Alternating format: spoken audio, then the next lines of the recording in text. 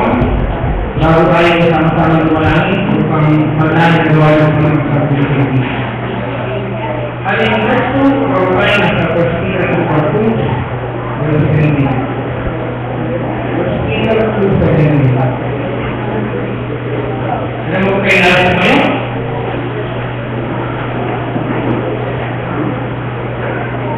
Upaya natin ang pagpapay, Pagkira, Pagkira. Gaya ninyo ang lahat ng mga tao. Hindi ninyo ang pagkakapatilan, mga ayaw ni Jesus, at gaya ng mga mahal. Maraming tayo, ang maraming pagkakapatilan at pagkakapatilan sa maraming.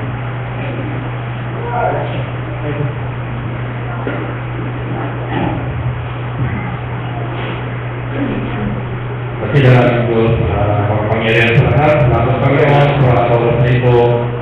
Muli ay aming pong tatanggapin ang mga salita na siyang pagkain ng mga kaluluwa. Salamat sa mga salita mo na nagbibigay ng hamon sa aming Panginoon. Upang lalo kami magpatuloy sa aming paglilingkod sa inyo. Salamat Panginoon na nagkakariyan ito ang laging kasama namin sa bawat panahon ng aming paglalakbay sa sandilusan ito. Salamat na hindi mo kami pinababayaan at nagkakasama namin naman. At sa mga na ito, sa aming pong pakikinig ng mga salita, pinadalagan tayo Panginoon na gamitin mo po mga salita ito upang lalong magbigay ang hamon sa amin para kami lalong maging matibay sa aming pong pananampalataya. Tulungan mo rin po ang iyong kalitin at tagapagsalita. Gamitin mo po siya na maging sa kasangkapan, maging sa aming mga pakikinig naman. Dalangin namin na bigyan mo kami ng bukas ng puso at kaisapan upang tanggapin ang mga salita mo. Pangalan ng Jesus, ito po alam na.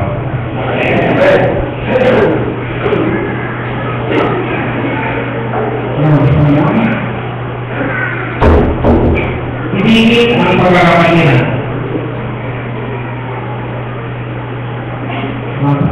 Nararamdaman yung restaurante. Sabi nila na rin sa speaker ko sa meeting. Bigla naging Herbero Katima. Teman-teman, pada saat muda,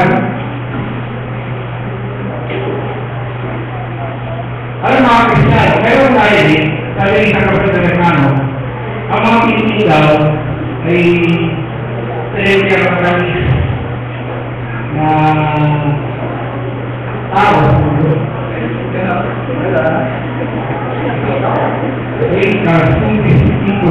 Pero may mga tunay ang Kristiyan, ano naman sila yung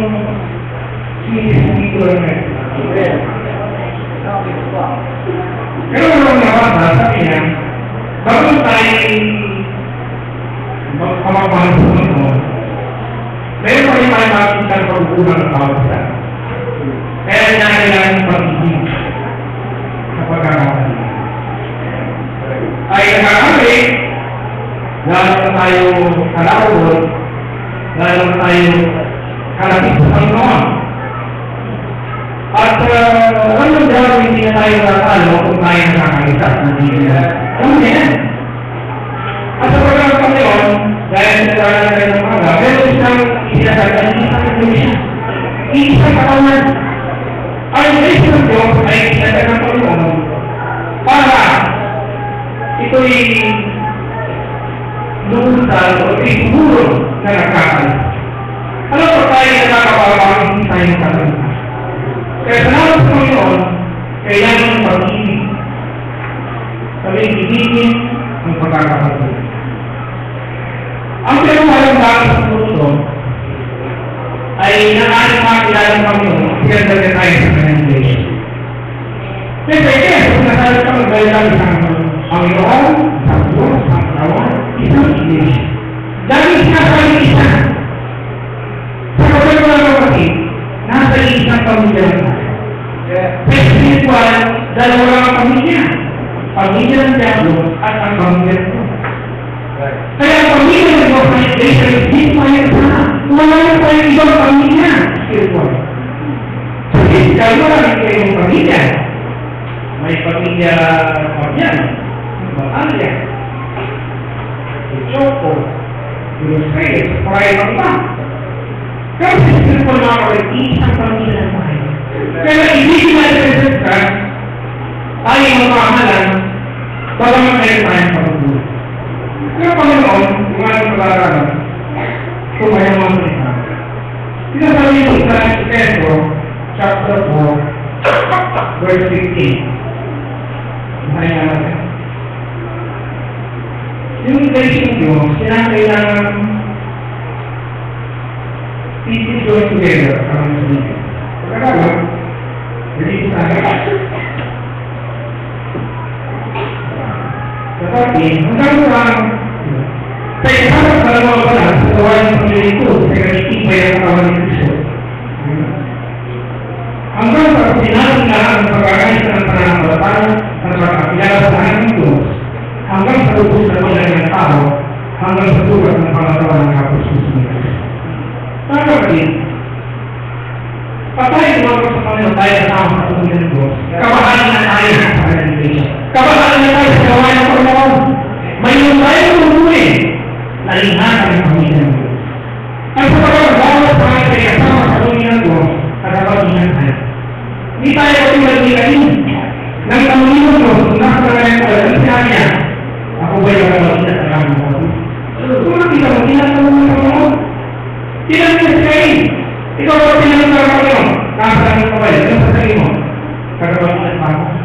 Kung tayo kasama sa Panginoon ng Diyos, kagabagin at tayo ng mga. Meron isang nabasa ng kwento kung sa Kongreso sa Amerika. Nagawin kaya dalang misyonero sa Afrika. Nagawin kaya dalang misyonero, walang silang tingin sa pananamin. Kinalaman nila yung kanyang magagawa ko. Ano yung mga panahon yun? Ang mga tao sa Afrika, mga bako, talagang tumakas na yung mga tao. Kasi sa akin nabasa, yung pagkakataon na yung misyonero ay inagbalaran ng mga. Kasi siya'y nakakawa, siya'y papakay. Ngayon, sa hindi malamang kailangan, na siya'y susunod ng mga tao, alam nila siya'y isa, hindi na siya nagkawa ng mga. Ang kasama niya, kaya yung 26, magkasama, hindi ka nila. Kaya yung mga dapat sa'y gagawa ng mga kanya, dahil pagkukong sila, hindi na sila. After sila years, yung isa doon sa mga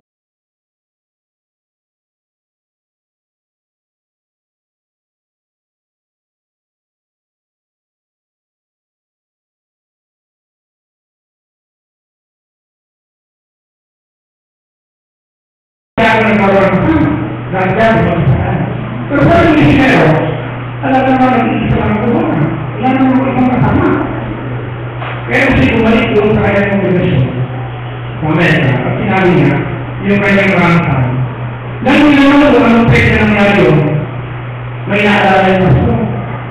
Kaya mo na sa kongresyon, hindi ba ang araw na yun ay huminga ko ng special na paralaman para sa ating kapatid na nag-usyo sa atin.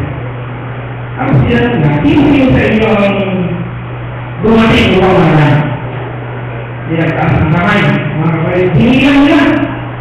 Alam na ninyo kung ilang ang dumalo upang manalaman. 20. Dahil sa paralaman ng 20 na matapang ng Kristiyano, upang manalaman ng misyonero ng pagpapagawa, ang Diyos ng pagpapagawa ng 26 angels upang manalaman. Mga kapatid, ang iglesia ng Diyos, ang pamilya ng Diyos, may pagkakaisa, may pag-ibig. Lagi sinasabi ng Pastor, ang gawain ng Panginoon lumaban sa Pilipinas, kahit wala na yung pera, dahil sa pagmamahal ng mga kapatid, sa gawain ng Panginoon. Kung hindi wala ng sekta na niya, pinagmamalaki niya, lumaban sila, sa marami silang financial support mula sa mga bansa. Pero tayo kanya, dahil sa pagmamahal ng mga pagkakalaman ng Panginoon. Mga kapatid, ang gawain ng Panginoon, hindi ang gawain ng Panginoon. Lahat ng nasasabi ng Kristiyano meron tutuloy. Kung ipanalangin ang mga kapatid, ipanalangin ang magagawa ng Panginoon. Sa ganun paraan, pinagbibigyan ng nakasasalan upang lalo magpatuloy ang paglilingkod niya. Ano po yung natin magulang sa gawain ng ito? Pwede tayong pagturo, mag-iisa, mananangin. Sapagkat ang mundo ito, napasama. Kaya sinasabi mo kami, hindi nila salitan, kaya mga bagay na salitan. Nasa labanan sa Espiritu na yan. Di ba sa sila ng mundo, lalaki ang kasalanan? Ito mga ko, ang TV, ang internet. Pag hindi mo ginamit sa Panginoon yan, ano mangyayari? Marami na nawawala sa Panginoon. Mag-iusal na yung internet, ito, minahanap nila. Diba? Yung TV, iba yung hinahanap nila. Yung gusto paroon. Mga kapatid, ang mga bagay niya, madalas naglalim sa mga Kristiyano, lalo sa mga kabataan, sa Panginoon. Dapat namin nalalahanin ng ating kaluluwa papunta sa walang hanggan. At hindi sa mga pangalaman ng mga buhay. Kaya nga talaga mga kapatid, talagang hindi namin sumunod sa Panginoon, lubusin namin. Tayo sumunod sa napapakasama, hindi nyo nalaman. Kaya yung iba pag nakapabayaan na napakakatipon, hindi sila nakakalit sa worship service, sa prayer meeting, ano mo sa kanila? Hindi mo na sinamahan. Pinabayaan nila. Ang pinakawalan ng bagay sa mga pinabayaan nila. Ang nagbuhay spiritual. Naisip na sa talaga, kaya sila mga bagay na mga yung mga kanong itsuro. Minsan nagpapagay ng kalwa sa kaunting pera. O kaya sa maganda. O sa bago. Kaya makikita natin mga kapatid. Kinakailangan sa mga sa Romans 12, mag-iba tayo ng ating ispan. Romans sa 12 verse. At kung kayo magsiyahin sa dito lang ito, kundi mag-iba kayo sa pamagitan sa pagbabago ng pag-iisip upang mapatunayan ninyo kung ano yung mabuti at kaaya-aya at lubos na nalawang ito. So, kinakailangan mga kapatid, mag-iba tayo ng pananaw. Ano yung ating nila sa mundo ito? Mga bagay sa libutan, material ito. Hindi na natin nakikita. Ang mga tao ngayon, ang gusto na, pera, kamarano. Kaya sa mga gusto na Kristiyano, ang pinakamagawas na lang ng buhay spiritual, ang pananampalataya, ang pagmiminig sa Panginoon. Kaya mga kapatid, kaya sinasabi nito ng Pasukan doon, sa kalaban sa Panginoon. Verse 13. Gumasok na ito tayo.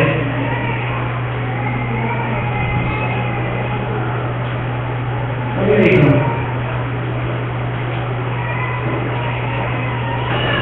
Sapagkat ay mga kapatid ay tinawag sa kalayaan upang gamitin ang inyong kalayaan upang magbigay kayo ng kalayaan sa laman kundi sa pamamagitan ng pag-ibig ay mga binigyan kayo. Mga kapatid, ay mga kalayaan natin ang pag-ibig. Alam mo yung third one, chapter 4 na po. Nang sila pinagbalaan, lawag ipangarap ng salitang anong ginawa? Nagkain sila. Pumunta sa kapilya, nangyayari sa mga para. Upang palakasin ang Panginoon ang kanilang. At ang nangyayari? Talagang tumakas ang loob niya at hindi na naganahan ang salitang. Lalo sila naman, pagpapasuot, pagpapusik. Lalo silang nagkamakalisa. Lalo humihibay ang pag-ibig. Kasi kung nalaman nila, kailangan nila asahan sa isa. Yun sa chapter 4 na nga. Lalo nila. Mga last verse.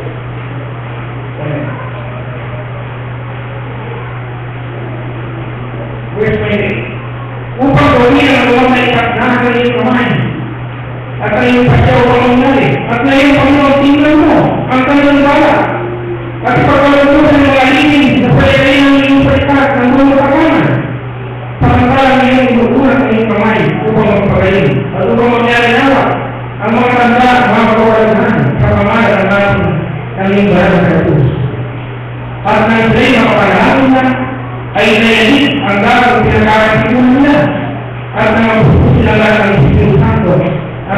ng salita na may katapangan ang salita natin. Sana ganun ang mangyari sa atin. Ay manalangin na nakakalis ang puso ng dami upang lalong gumaganap ang gawain. Mga kapatid, hindi nakasalanan sa kanina. Hindi nakasalanan sa buong katawan. Di ba ang buong katawan kapag sakit ang isang bakit? Hindi malupos. Kaya kung ikaw talaga kabahagi sa magitan ito, malaki ang bahagi mo sa isananago, ikapagpatagumpay ng kanyang gawain. Kaya kinakailangan ng pagbiyan din natin ang aming experience sa Panginoon. Ano ang magagawa mo?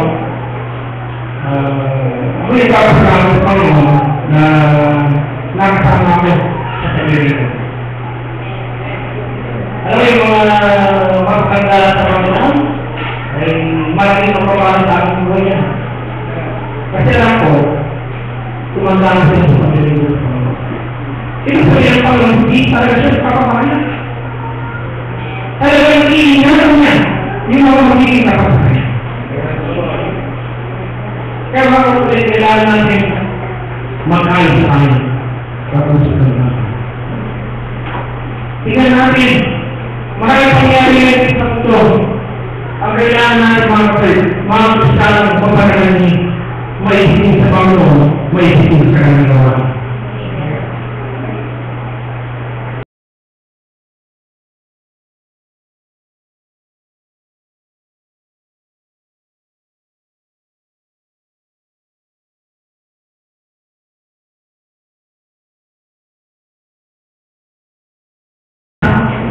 Ikaw na paano aanas ng kalimutan. Lagi mo iniisip, ganito. Ang ginawa niya sa akin. Ang mangyari, ikaw ang pektado, aanas ng kalimutan mo. Huwag mo hayaan maputulang tayo na nag-uulay na. Hayaan natin yung ako, lalo umilay. Sa pagkakaroon tayo sa isang pamilya lang tayo.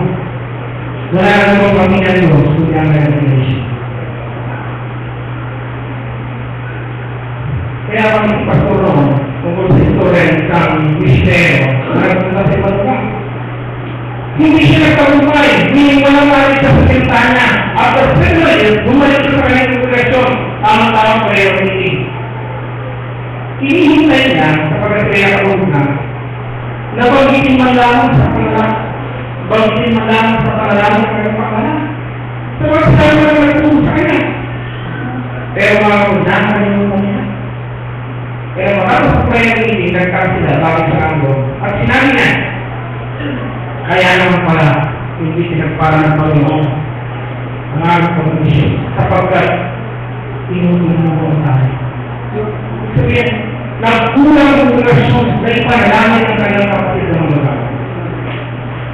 Nagulitan maraming kailangan ng panalangin ng mga mismo na mga nagawa ko upang panalangin natin at lalo sa pahay na gawain ng Panginoon.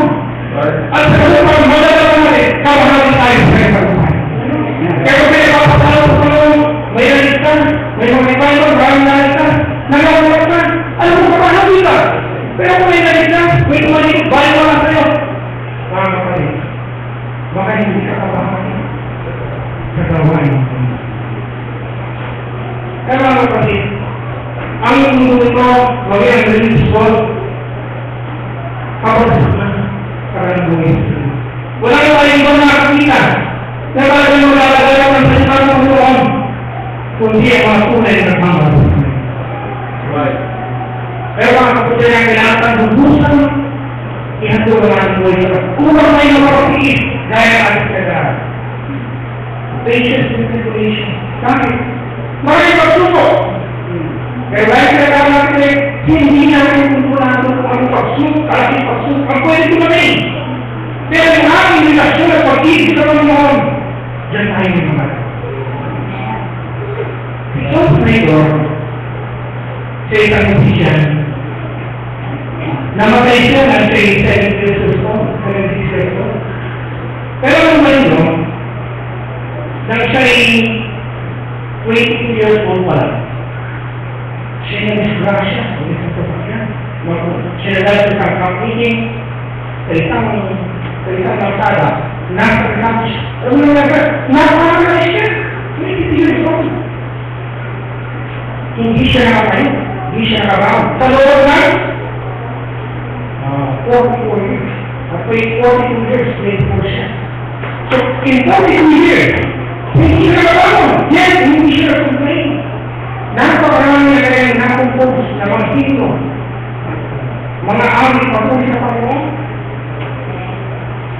So, sabi na doon sa kanya ng kami na bata. He died at 72 years. He was in pain for 42 years. Mga 20%. Kasi wala siya. Pero wala siyang complaint. Alam mo yung sabi na ako, boss, ang tayo niya ay going on. Siya yung focus on. Siya yung tayo na. Pero makikita mo, kung saan pasunod natin, ang pasunod na natin palagi. 20 years of practice, hindi na kayo. In 42 years kayo buhay, nakaigalang siya. Hindi siya nakutin. Nag-input pa rin siya. At niyari siya ng Panginoon sa ganun talaga. Nagpatuloy siya. Ano? Bawal sa amin ay magsulong. Kung isang mabigat, kung isang hindi naman ba ang mabigat. Pero mga kapatid, kapag alam mo may church, may kapatid na nagmamahal at umadala sa iyo, kung tutusay ka nila o ikaw ay isa, walang kawasay dito yan. Sa lahat ng kongregasyon, every prayer meeting, lahat ng lugar, itinaparayan na magtagumpay yung mga magkakasumo, yung may karamdaman, yung mga nanghina, yung mga ginagamit ko, lahat sa itinaparayan. Kaya maraming gumagawa sa akin, maraming gumagawa sa pamilya mo. Kaya mga kapatid, magmahal na. Ulit sabi ko yung binangyari ko kay Esther. Nung pinala ni Aman na pabalik sa Boteo at ang mga gusto, meron silang siyang pag-asa para hindi sa malibot. Sino? Si Reina Esther. Ang kailangan hindi ko sa hari ng isang kiling na kung siya mabibigyan, kailangan i-abot yung peso. At kung siya'y pupunta ron na hindi tinatawag, makakain siya. Kaya ginawa ni Morfeo, sinabi sa kanya ng Esther. At ang sa'yo magpunta pangalawa, sinabi niya ng Esther, mag-ayon kayo ng tatungan. Ako at ang aming mga abay, mag-ayon ng tatungan. Walang pagkain, walang inom, hanggang sa aking para sa hari. At kung ako'y makasupong ng biyaya sa kanyang harapan, mabuti. Ngunit kung hindi, kung ako'y mamamatay, ako'y mamamatay. Nakita ko mo yung pagmamahal ni Reina Esther at yung pakikisama ng mga kusyo na kaisang dumalangin sa pagkaiulong upang mo sinama. Ano ang naibawa kayo? Nagtawag si Reina Esther at hindi nalito. Ano naman ito yung wala ko mo? Ipalalang yung mamili ko na pala, nawag bago ng patuan. Ano lang payuhan ang pananampalatay ating pinagawa sa Panginoon. Sa hindi ang nararamdaman sa atin, ano pinamagawa. Wala nang pananampalatay. Ito na mga kapatid. Ipalalang yung mamili ko. Nawag bago. Huwag mong humakapagpapaturo sa tamang ipasok ang iglesia. At kanyang paraan ay maging kabahan. Ikaw ang Panginoon sa ating titig kaya ng pagkakas. So tayo na daw sa ating panalangin magkama-sama sa gawain ng Panginoon. Dahil wala rin doon, kumakas sa pagkulit,